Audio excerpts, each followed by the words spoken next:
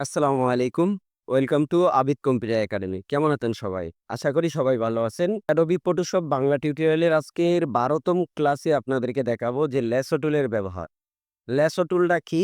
Lasso টুল কিভাবে ব্যবহার করতে হয়? ল্যাসো টুলের A to Z আজকের এই ক্লাসে আমরা আলোচনা করব।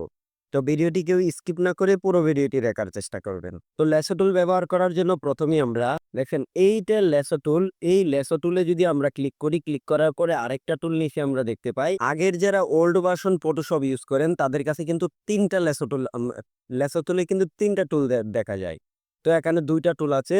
তো উপরে যদি আমরা আসি, আসার পরে ল্যাসো টুলে ক্লিক করার পরে এখানে দেখেন আরো কিছু আছে পেদার সবকিছুই কিন্তু যেমন এনটিএলআই এর আগের গত ক্লাসের ১০ম ক্লাসে আমরা কিন্তু এনটিএলআই সম্পর্কে আলোচনা করেছিলাম।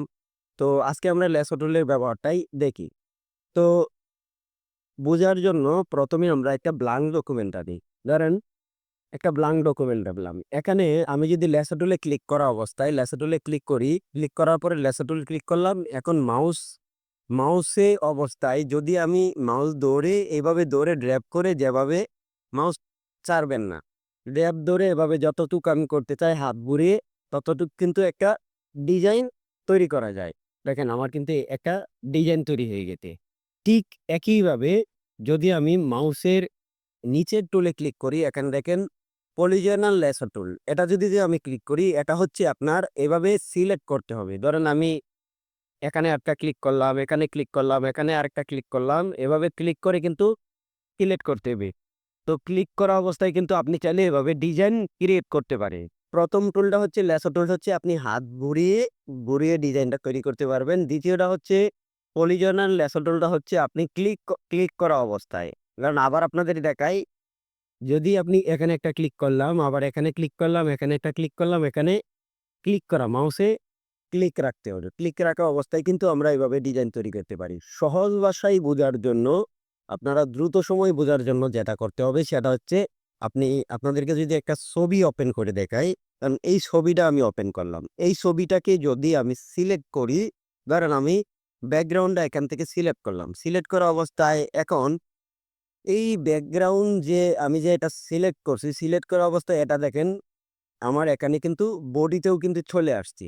তো আমার ব্যাকগ্রাউন্ড এই পর্যন্ত দরকার কিন্তু আমার নিচেও কিন্তু চলে আসছে। তো এটা করার জন্য আমরা ল্যাসো টুলে ক্লিক করব। ল্যাসো টুলে ক্লিক করে মাউসের কিবোর্ডের অল্ট বাটন চেপে ধরা অবস্থায় আমি যদি এখান থেকে এভাবে ট্রাম দিয়ে ড্রপ করে আনি, এভাবে ড্রপ করে নিচের দিকে আনার পর আমরা এখানে ছেড়ে দিব।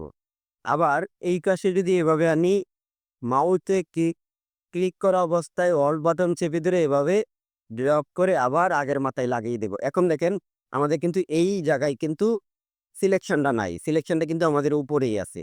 তো এভাবেই ল্যাসো টুলের ব্যবহারটা করে নিতে পারবেন। আবার ধরেন হচ্ছে নিচেরটা পলিগনাল ল্যাসো টুলটা হচ্ছে আপনি ধরেন ব্যাকগ্রাউন্ড চেঞ্জ করবেন। ব্যাকগ্রাউন্ড চেঞ্জ করার জন্য আপনি ১ম এ এখানে একটা ক্লিক করবেন। ক্লিক করে আবার এখানে একটা ক্লিক করবেন। এইভাবে ক্লিক করা অবস্থায় যতটুক লাগে আপনি যে জায়গায় ক্লিক করা লাগে সে জায়গায় এভাবে ক্লিক করে নিবেন। দেন আমি এভাবে ক্লিক করলাম। তো আপনাদেরকে দেখানোর সুবিধার্থে করছি। তো এভাবে ক্লিক করা অবস্থায় আবার মাথায় লাগিয়ে দিবেন। লাগিয়ে দেওয়ার পরে এখন দেখেন সিলেকশন হয়ে গেছে ব্যাকগ্রাউন্ডটা। এখন আপনি চাইলে ব্যাকগ্রাউন্ডটা কিন্তু চেঞ্জ করতে পারবেন। তো এইভাবেই আপনারা ল্যাসো টুলের ব্যবহারটা করতে পারেন। তো আশা করি ল্যাসো টুলটা আপনাদের ধারণায় আসছে। যদি আপনাদের ধারণা না আসে, পরবর্তীতে যখন আমরা প্র্যাকটিক্যালি কাজ করব, আমরা যখন ক্লাসগুলা শেষ করে আমরা প্র্যাকটিক্যালে যাব, তখন কিন্তু আপনাদেরকে আরো বোঝানোর চেষ্টা করব। তো ১ম অবস্থায় আপনারা প্রত্যেকটা টুল সম্পর্কে একটু ধারণা নেন। তো আজকের ক্লাসটি এ পর্যন্তই। আশা করি আজকের ক্লাসটি বুঝতে পারছেন। যদি না বুঝে থাকেন কমেন্ট বক্সে কমেন্ট করতে পারেন। এরকম আরো ইন্টারেস্টিং ভিডিও পেতে বা নতুন টিউটোরিয়াল পেতে যারা এখনো আমাদের চ্যানেলটি সাবস্ক্রাইব করেননি, প্লিজ চ্যানেলটি সাবস্ক্রাইব করে বেল বাটনটি বাজিয়ে দিবেন। তো আজকে এখানে বিদায় নিচ্ছি। আসসালামু আলাইকুম ওয়া রাহমাতুল্লাহি ওয়া বারাকাতুহু।